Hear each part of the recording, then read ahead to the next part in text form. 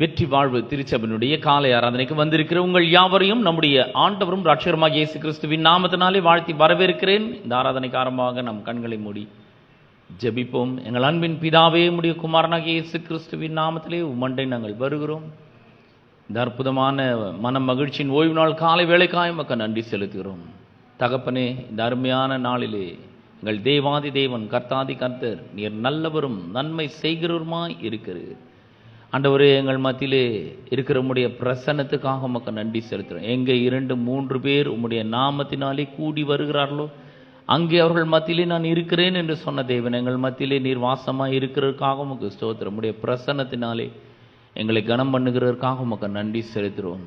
தகப்பன், இந்த அற்புதமான வேளையிலே ஆண்டவரே, இந்த ஆராதனையை நீர் ஆசீர்வதிக்கும்படியாக ஜெபிக்கிறேன். பாடல்களை பாடுகிற தாசர்கள் மேலும், இசைக்கருவிகளை வாசிக்கிற உடைய தாசர்கள் மேலும் உடைய அபிஷேகம் நிரம்பி வழியட்டும் என்று நாங்கள் ஜெபிக்கிறோம். ஆண்டவரே அப்பா, உமக்கு நன்றி செலுத்துகிறோம். இயேசுவின் நாமத்தினாலே வந்திருக்கிற ஒவ்வொருவரையும் ஆண்டவரே நீர் ஆசீர்வதிக்கும்படியாக நாங்கள் ஜெபிக்கிறோம். கர்த்தருடைய வார்த்தை தெளிவோடும் அபிஷேகத்தோடும் வல்லமையோடும் புறப்பட்டு செல்லட்டும். கேட்கிற மக்களுடைய இருதயங்களிலும் மனங்களிலும் என்றென்றைக்குமான மாற்றத்தை அது ஏற்படுத்தட்டும் என்று ஜெபிக்கிறேன். இன்றைக்கு நடக்க இருக்கிற இந்த சப்போஸ் கிறிஸ்மஸ்க்காக ஜெபிக்கிறேன். சிறு பிள்ளைகளை ஆசீர்வதியும், அவர்களுடைய நிகழ்ச்சிகளை எல்லாம் ஆண்டவரை ஆசீர்வதிப்பீராக. ஆண்டவரே, அவர்கள் தங்களுடைய பாடல்கள் மூலமாகவும், ஆண்டவரே நாடகங்கள் மூலமாகவும், ஆண்டவரே நடனங்கள் மூலமாகவும் கிறிஸ்துவனுடைய பிறப்பை அவர்கள் அறிவிக்கப் போகிறார்களே. ஆண்டவரே, அது மூலமெல்லாம் நீங்கள் மகிமைப்படும்படியாய் நாங்கள் ஜெபிக்கிறோம். தொடர்ந்து இந்த ஆராதனை ஆசீர்வதியும். இயேசுவின் நாமத்தில் ஜெபிக்கிறோம் பிதாவே, ஆமென்.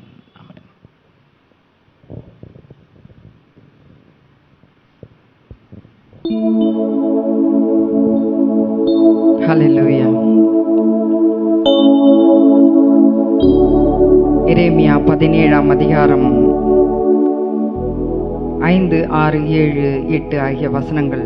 மனுஷன் மேல் நம்பிக்கை வைத்து மாம்சமானதை தன் புயபலமாக்கி கொண்டு கர்த்தரை விட்டு விலகுகிற இருதயமுள்ள மனுஷன் சபிக்கப்பட்டவன் என்று கர்த்தர் சொல்லுகிறார். அவன் அந்தர வெளியில் கரளையாய் போன செடியைப் போல் இருந்து நன்மை வருகிறதை காணாமல் வனாந்திரத்தின் வறட்சியான இடங்களிலும் குடியில்லாத உவர் நிலத்திலும் தங்குவான். கர்த்தர் மேல் நம்பிக்கை வைத்து கர்த்தரை தன் நம்பிக்கையாக கொண்டிருக்கிற மனுஷன் பாக்கியவான். அவன் தண்ணீர் அண்டையிலே நாட்டப்பட்டதும் கால்வாய் ஓரமாக தன் வேர்களை விடுகிறதும் உஷ்ணம் வருகிறதை காணாமல் இலை பச்சையாய் இருக்கிறதும் மழை தாழ்ச்சியான வருஷங்களிலும் வருத்தமின்றி தப்பாமல் கனி கொடுக்கிறதுமான மரத்தை போல் இருப்பான் என்று சொல்லி வேத வசனம் நமக்கு சொல்லுகின்றது. நாம் ஆசீர்வதிக்கப்பட்டவர்கள். ஆமென். ஆசீர்வதிக்கப்பட்டவர்கள் அப்படின்னா என்ன அப்படின்னு பார்த்தோம்னா, கர்த்தரை மட்டுமே நம்புகிறவர்கள் தான் ஆசீர்வதிக்கப்பட்டவர்கள். அந்த கர்த்தரை நம்பின மனுஷன் எப்படி இருப்பான் என்று சொல்லிதான் வேதம் நமக்கு இங்கே சொல்லுகிறது. அவன் தண்ணீர் அண்டையிலே நாட்டப்பட்டதும் கால்வாய் ஓரமாக தன் வேர்களை விடுகிறதும். பாருங்க, அந்த வேறு கால்வாய் ஓரமா விட்டிருக்கும் பொழுது அதுக்கு தேவையான எல்லா விதமான போஷாக்கும், அதுக்கு தேவையான எல்லா காரியங்களும் அந்த இடத்துல அதுக்கு கிடைக்கிறது. உஷ்ணம் வருகிறதை காணாமல் இலை எப்பொழுதுமே பச்சையாக காணப்படும். மழை இல்லாத வருஷங்களிலே நம்முடைய வாழ்க்கை வறண்டு போன சிச்சுவேஷன்ல கூட கர்த்தர் மிகவும் செழிப்பாய் நம்மை வைத்திருப்பார் என்பதுதான் இந்த வேத வசனம் நம்மளுக்கு தெரியப்படுத்துகிறது. இதை குறித்ததான ஒரு பாடலை பாடி தேவனை நாம் மகிமைப்படுத்துவோம். கர்த்தர் மேல் நம்பிக்கை வைக்கும் மனுஷன் நான்.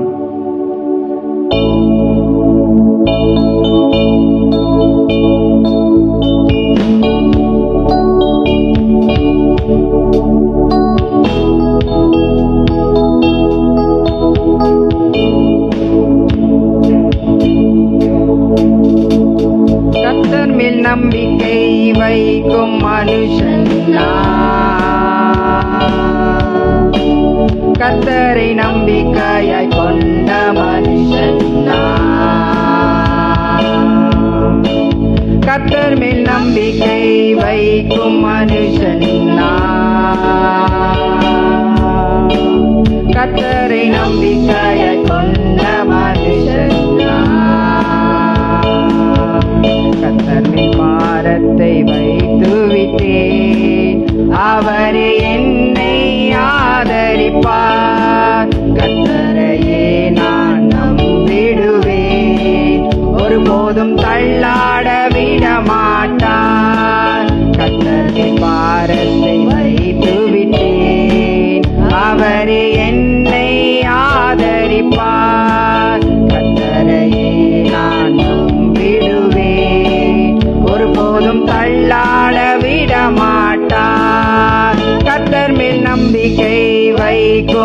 மனுஷன் நான். கர்த்தரை நம்பிக்கையாய் கொண்ட மனுஷன் நான்.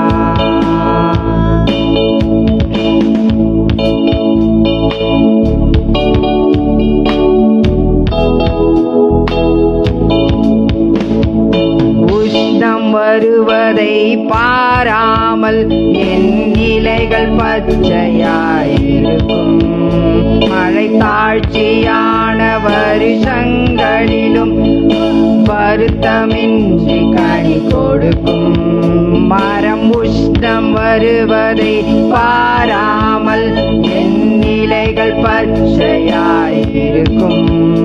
மழை தாழ்ச்சியான வருஷங்களிலும் வருத்தமின்றி கனி கொடுக்கும். என் வேர்கள் தண்ணீருக்குள், என் நம்பிக்கை இயேசுவின் மேல். என் வேர்கள் தண்ணீருக்குள், என் நம்பிக்கை இயேசுவின் மேல். கர்த்தர் மேல் நம்பிக்கை வைக்கும் மனுஷன் நான். கர்த்தரை நம்பிக்கையாய் கொண்ட மனுஷன் நான்.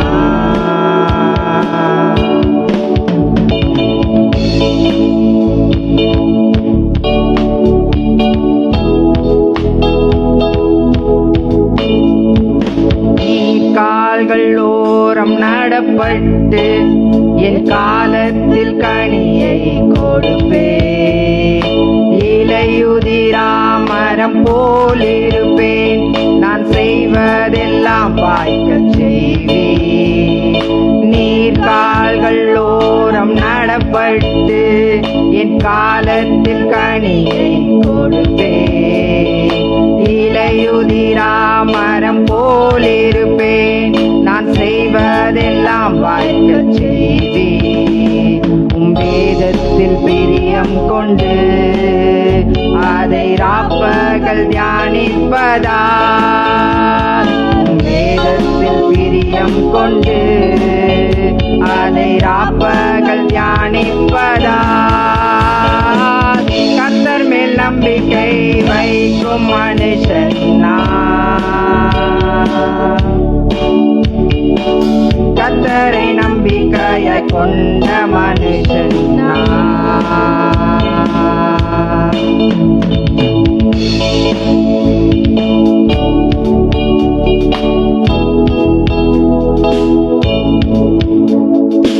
உயிரோடு வாழும் நாட்களெல்லாம் என்னை ஒருவனும் எதிர்ப்பதில்லை.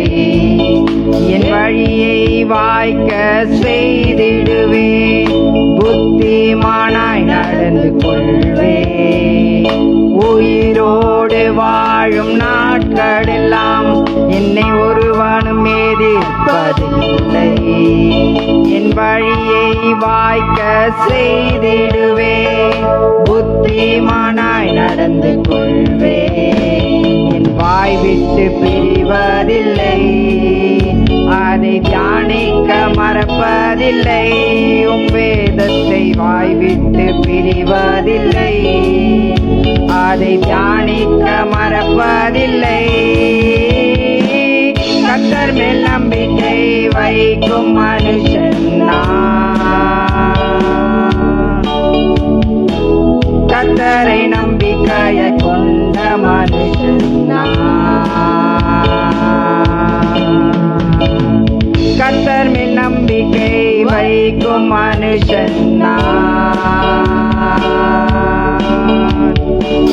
கர்த்தரை நம்பிக்கையாய் கொண்ட மனுஷன் நான்.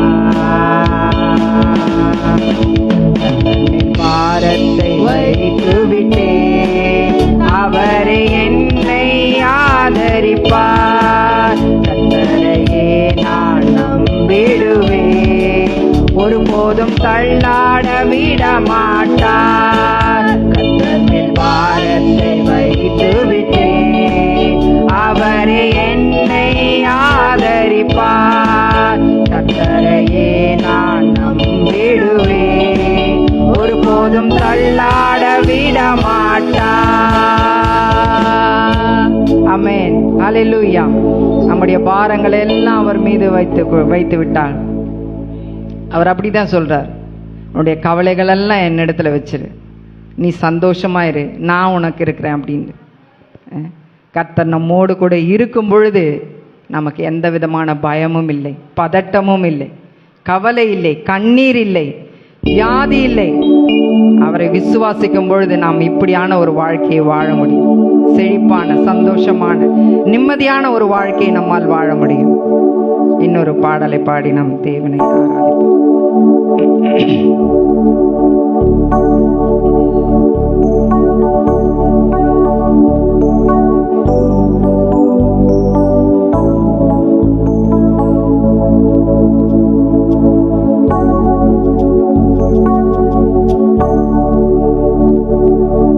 கர்த்தரை உயர்த்திடும் காலம் இது, நன்றியால் துதித்திடும் நேரம்.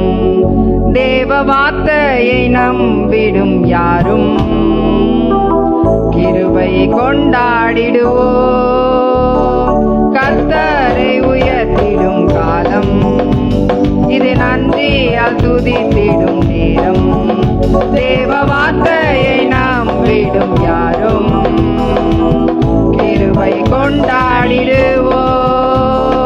கர்த்தரை உயர்த்திடும் காலம் இது, நன்றியால் துதித்திடும் நேரம். தேவ வார்த்தையை நம்பிடும் யாரும் கிருபை கொண்டாடிடுவோம். ஒதுக்கப்பட்ட என்னை சேர்த்து கொண்டீ, தள்ளப்பட்ட என்னை அணைத்து கொண்டீ. ஒதுக்கப்பட்ட என்னை சேர்த்து கொண்டீ, தள்ளப்பட்ட என்னை அணைத்து கொண்டீ. கேட்டதை தந்திட்டீர், ஆசீர்வதித்தீர், கேட்க மறந்ததையும் சேர்த்து கொடுத்திட்டீர். கேட்டதை தந்திட்டீர், ஆசீர்வதித்தீர், கேட்க மறந்ததையும் சேர்த்து கொடுத்திட்டீர். கர்த்தரை உயர்த்திடும் காலம் இது, நன்றியால் துதித்திடும் நேரம். தேவ வார்த்தையை நம்பிடும் யாரோ கிருபை கொண்டாடிடுவோம்.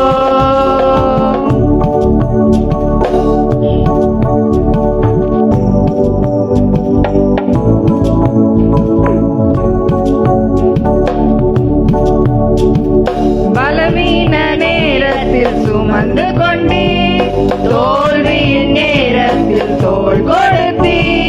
பலவீன நேரத்தில் சுமந்து கொண்டீ, என் தோல்வியின் நேரத்தில் தோள் கொடுத்தீ. இதுவரை காத்தவர் இனிமேலும் காத்திடுவீர் என்ற நிச்சயத்தை எனக்கு தந்தீ.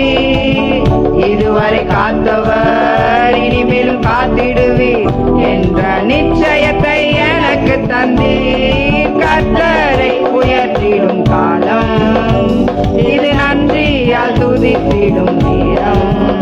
தேவ வார்த்தையை நம்பிடும் யாரும் கிருபை கொண்டாடிடுவோம். கர்த்தரை உயர்த்திடும் காலம் இது, நன்றியால் துதித்திடும் நேரம்.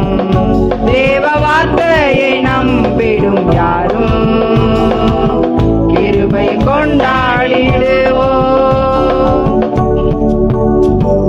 தோல்வி இல்லை எனக்கு, தொய்வும் இல்லை, எவரை கண்டும் எனக்கு பயமும் இல்லை. தோல்வி இல்லை எனக்கு, தொய்வும் இல்லை, எவரை கண்டும் எனக்கு பயமும் இல்லை. அழைத்த ஆண்டவர் என்னோடு இருக்க ஒருபோதும் அசைக்க பாடுவதில்லை. அழைத்த ஆண்டவர் என்னோடு இருக்க ஒருபோதும் அசைக்க பாடுவதில்லை. கர்த்தரை உயர்த்திடும் காலம் இது, நன்றியால் துதித்திடும் நேரம். தேவ வார்த்தையை நம்பிடும் யாரும் கிருபை கொண்டாடிடுவோம். கர்த்தரை உயர்த்திடும் காலம் இது, நன்றியால் துதித்திடும் நேரம். தேவ வார்த்தையை நம்பிடும் யாரும் கிருபை ஆமென். அல்லேலூயா. நம் அனைவரும் எழுந்து நின்று தேவனை ஆராதிப்போம்.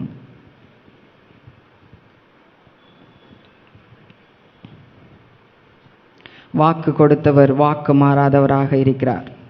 அவர் உண்மையுள்ளவர். சூழ்நிலைகள் மாறலாம், காலங்கள் மாறலாம், மனிதர்கள் கூட மாறி போகலாம். ஆனால் நம்முடைய தேவன் என்றென்றும் மாறாதவராய் இருக்கிறார். பொய் சொல்ல அவர் மனிதன் அல்ல, மனம் மாற அவர் மனுபுத்திரனும் அல்ல என்று சொல்லி வேதம் சொல்லுகிறது. அவர் நேற்றும் இன்றும் என்றும் மாறாத தேவனாய் இருக்கின்றார்.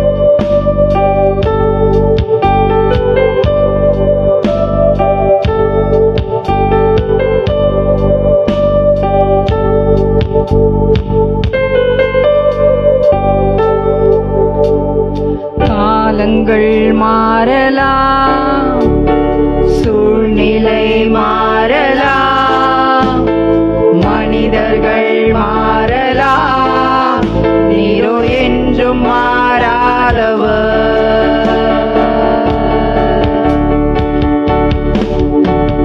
காலங்கள் மாறலாம், சூழ்நிலை மாறலாம், மனிதர்கள் மாறலாம், நீரோ என்றும் மாறாதவர்.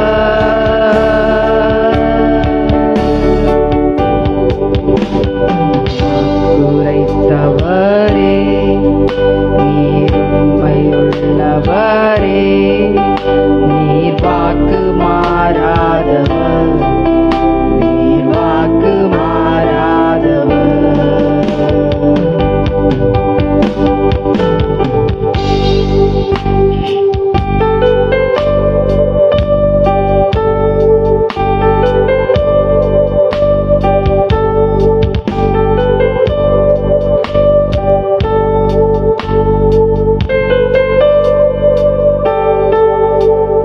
பொய் சொல்லவோ,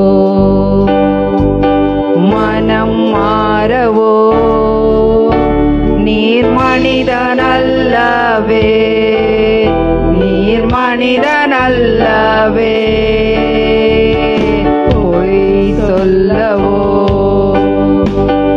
மனம் மாறவோ, நீர் மனிதனல்லவே, நீர் மனிதனல்லவே.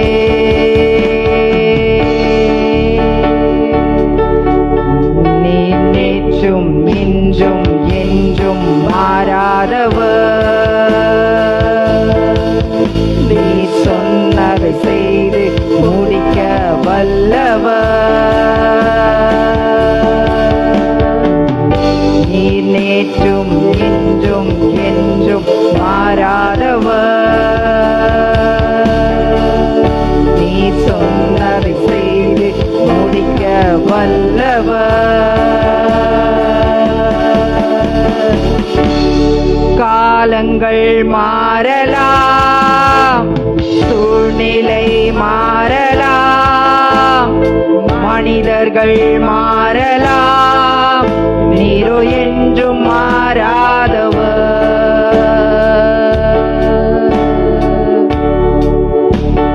காலங்கள் மாறலாம்,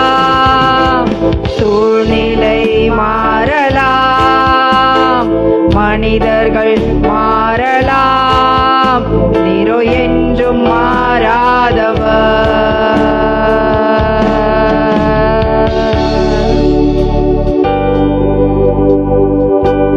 வாக்குரைத்தவரே, நீர் உண்மையுள்ளவரே, நீர் வாக்கு மாறாதவர், நீர் வாக்கு மாறாதவர்.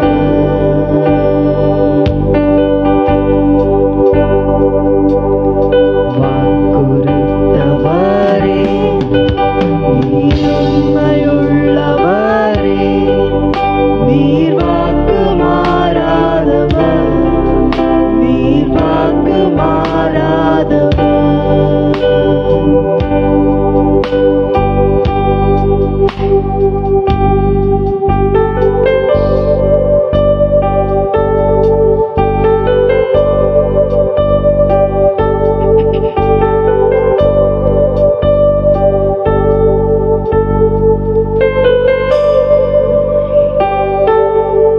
ஆமென். அல்லேலூயா. ஸ்தோத்திரம் ஆண்டவரே, நன்றியோடு துதிக்கிறோம் அப்பா, ஸ்தோத்திரிக்கிறோம்.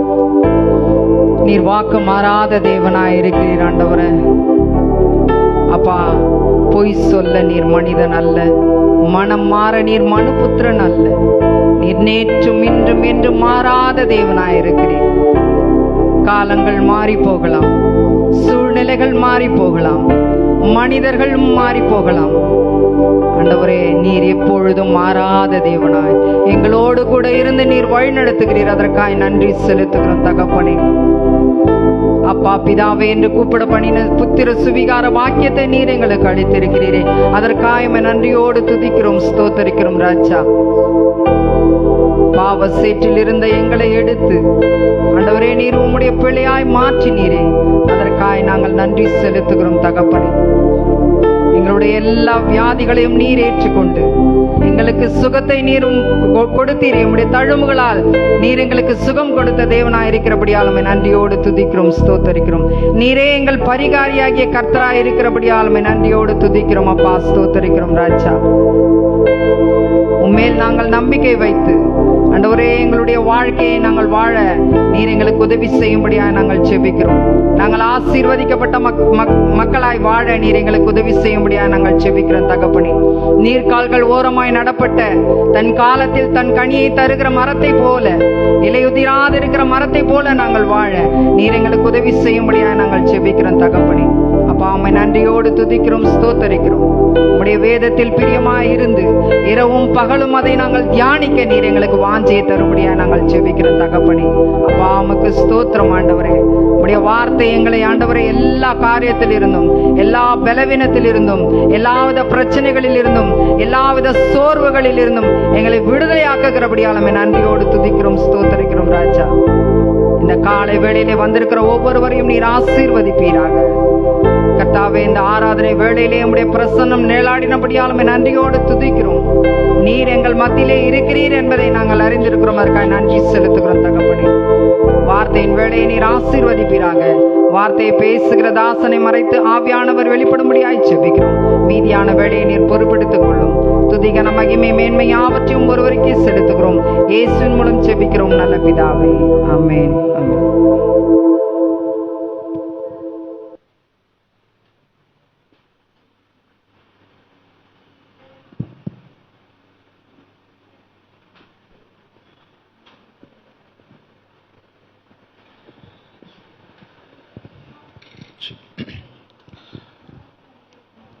பிரியமான தேவனுடைய ராஜ்யத்தில் நாம் காணிக்கைகளையும் தசமபாவத்தையும் நாம் விதைக்கும்படி வந்திருக்கிறோம்.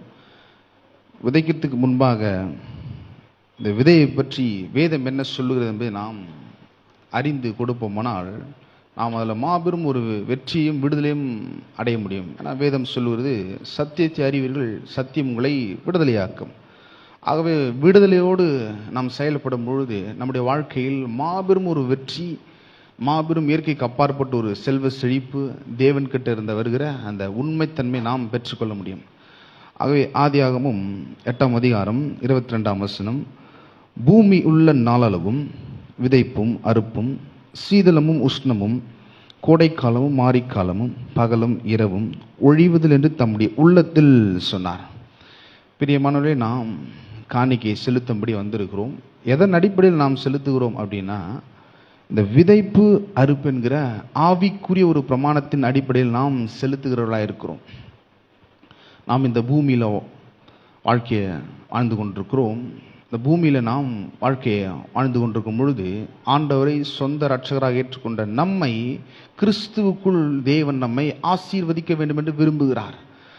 ஆகவேதான் சபையில் இப்பேற்பட்ட ஒரு இயற்கைக்கு அப்பாற்பட்டு விதைப்பு அறுப்பு என்கிற பிரமாணத்தை தேவன் வச்சிருக்கிறாரு. இதை நம்ம என்ன பண்ணணும், நம்முடைய வாழ்க்கையில் செயல்படுத்த வேண்டும் என்று தேவன் விரும்புகிறார். ஏன்னா இந்த உலகம் பாவத்தினால் தீட்டுப்பட்டிருக்கிறது, சாபத்தினால் நிறைந்திருக்கிறது. நாம் இந்த உலகத்திற்குள்ளே போய் வேலை செய்யும் பொழுது கர்த்தருடைய ஆசீர்வாதத்தை, கர்த்தருடைய நன்மைகளை நாம் எப்படி அனுபவிக்க வேண்டும். ஆகவே இந்த விதைப்பு அறுப்பு என்கிற ஒரு பிரமாணத்தை தேவன் நம்முடைய வாழ்க்கையில் வச்சிருக்கிறார். இது எல்லா ஜாதி ஜன மக்களுக்கு இல்லை பாருங்க. நம்மை தேவன் உடன்படிக்கையின் மக்களாக மாற்றியிருக்கிறார். கல்வாரி சிலுவையில் நமக்காக மரித்து இரத்தத்தை சிந்தி விளக்கரையத்தை கொடுத்து நம்மை மீட்டெடுத்திருக்கிறார். நாம் மீட்கப்பட்டவர்கள். ஆகவே இந்த காணிக்கை தசமபாகம் எதன் அடிப்படையில் நாம் செலுத்துகிறோம்? நாம் மீட்கப்பட்டவர்கள் என்ற அடிப்படையில் அந்த உணர்வு, நாம் ரட்சிக்கப்பட்டிருக்கிறோம் அந்த உணர்வு, நாம் ஆசீர்வதிக்கப்பட்டிருக்கிறோம் அந்த உணர்வோடு நாம் இதை செயல்படுத்துகிறோம். ஆகவே இந்த விதைப்பு அறுப்பு என்கிற பிரமாணம் பூமி உள்ள நாளளவும் சீதளமும் உஷ்ணமும் கோடைக்காலமும் மாரிக்காலமும் பகலும் இரவும் ஒழிவதில்லை. இது ஒரு காலம் ஒழியாது. விதைப்பு இருக்குன்னா அப்போ நிச்சயமாக அறுப்பு உண்டு.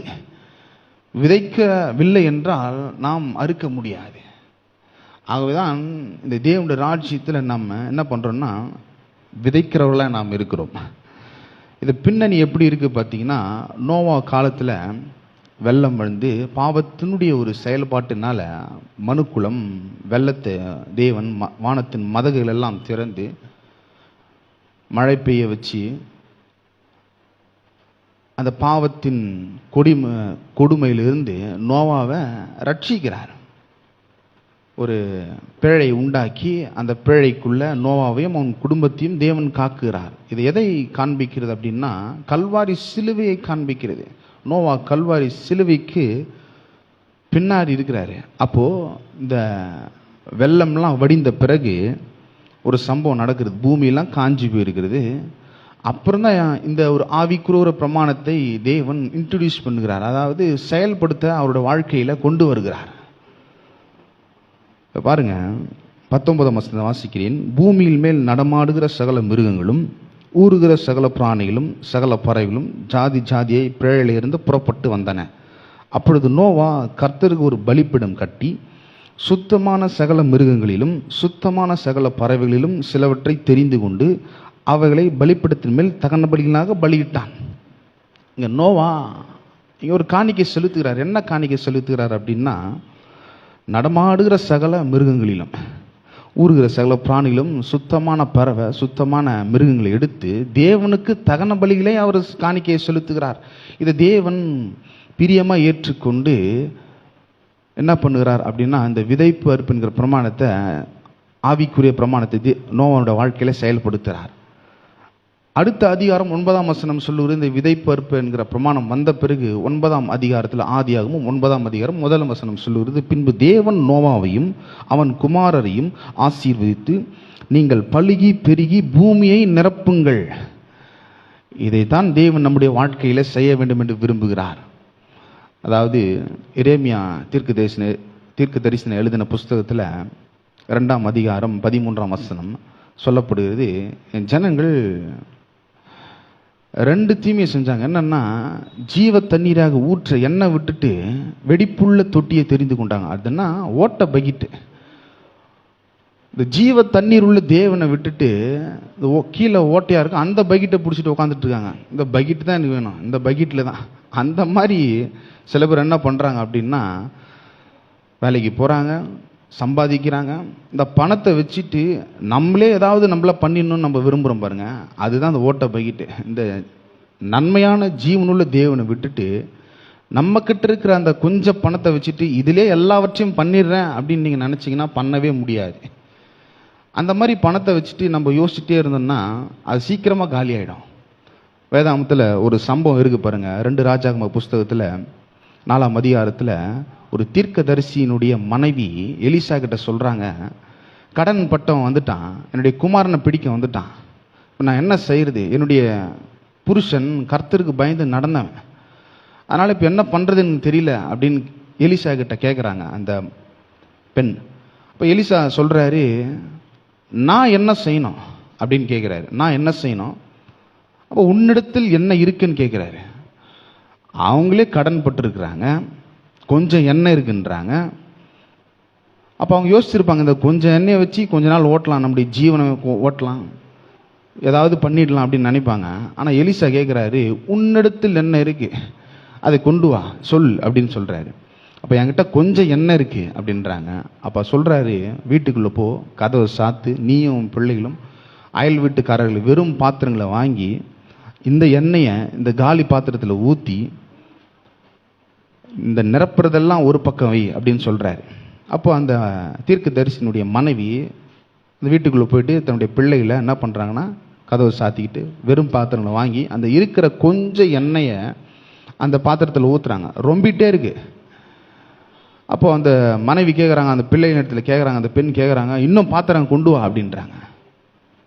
அப்போ அந்த பிள்ளை சொல்கிறான், பாத்திரம் இல்லை அப்படின்னு சொல்லும் பொழுது என்ன நடக்குது அப்படின்னா அந்த எண்ணெய் நின்று போயிடுச்சு. உடனே அந்த பெண்மணி தேவ மனுஷன்கிட்ட வந்து சொல்கிறாங்க. அப்போது எலிசா சொல்கிறாரு, அந்த எண்ணெயை கடனை தீர்த்து மீந்ததை கொண்டு நீங்களும் உங்கள் பிள்ளைகளும் ஜீவனம் பண்ணுங்கள். பாருங்க, இது எப்பேற்பட்ட ஒரு சூழ்நிலையை காண்பிக்குது.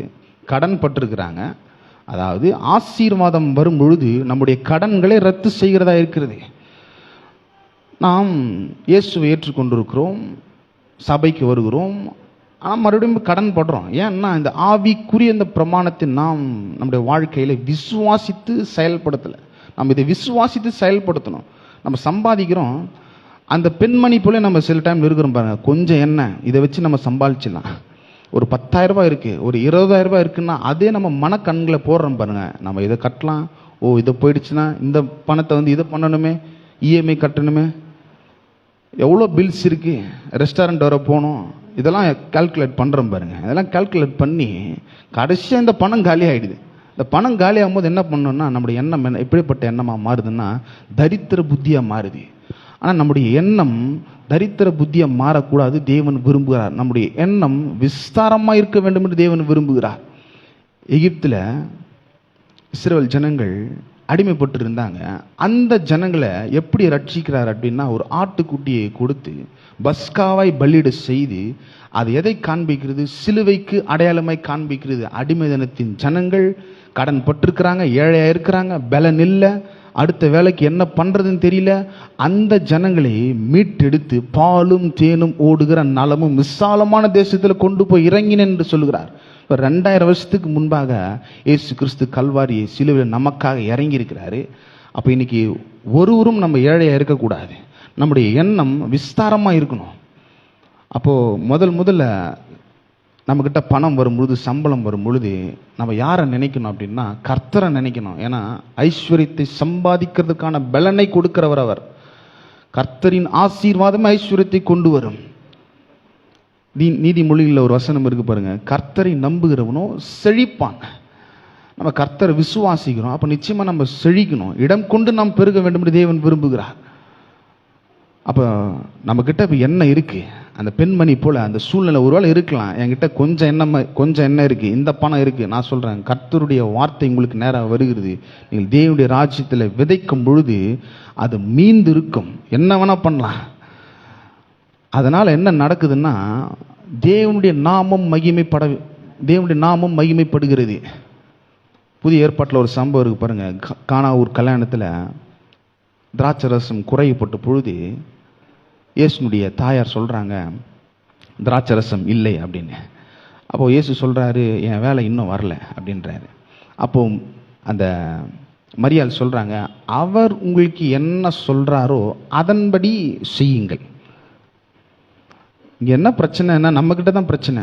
கர்த்தர் என்ன சொல்கிறாரோ அதை செய்யல, கர்த்தர் எதை செய்ய வேணான்னு சொல்கிறாரோ அதை செய்கிறோம். என்ன சொல்கிறாருன்னா, கடன் வாங்காதீங்க. நீங்கள் அநேக ஜாதிகளுக்கு கடன் கொடுக்கிறவளா தேவன் நம்மை மாற்ற வேண்டும் என்று விரும்புகிறார்.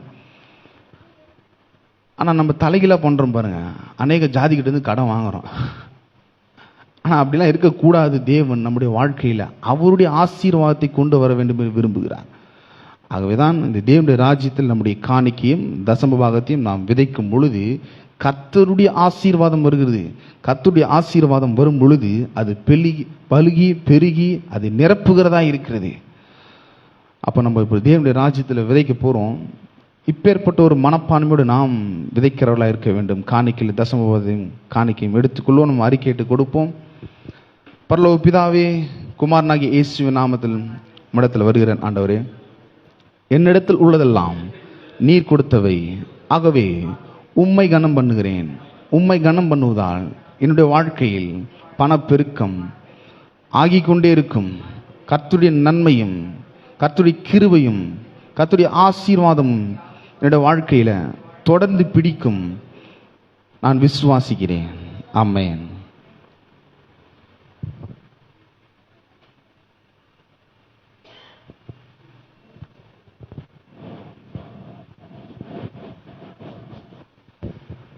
நம் அனைவரும் எழுந்து நின்று சங்கீதம் மாறி மாறி வாசிப்போம். வாசிக்கும்படி தெரிந்து கொள்ளப்பட்ட சங்கீதம் சங்கீதம் 1. சங்கீதம் 1. துன்மார்க்கருடைய ஆலோசனையில் நடவாமலும் பாவிகளுடைய வழியில் நில்லாமலும் பரியாசக்காரர் உட்காரும் இடத்தில் உட்காராமலும்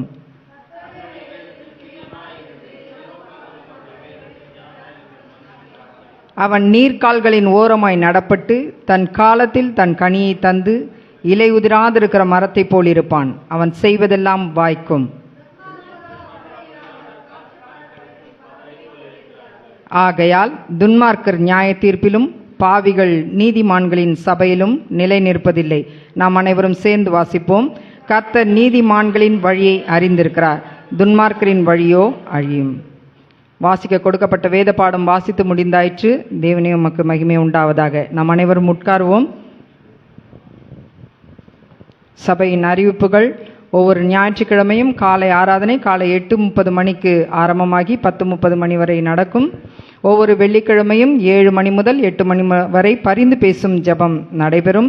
ஒவ்வொரு மாதமும் 1ஆம் தேதி காலை 5:30 மணி முதல் 6:30 மணி வரை வாக்குத்தத்த ஆராதனை நடைபெறும். 2வது ஞாயிற்றுக்கிழமைகளிலே திருவிருந்து ஆராதனை நடைபெறும். ஒவ்வொரு மாதமும் 2வது சனிக்கிழமைகளிலே 7 முதல் 8 மணி வரை வாலிபர் கூட்டம் நடைபெறும். ஒவ்வொரு மாதமும் 3ஆம் சனிக்கிழமைகளிலே காலை 10:30 மணி முதல் 12 மணி வரை மகளிர் கூட்டம் நடைபெறும்.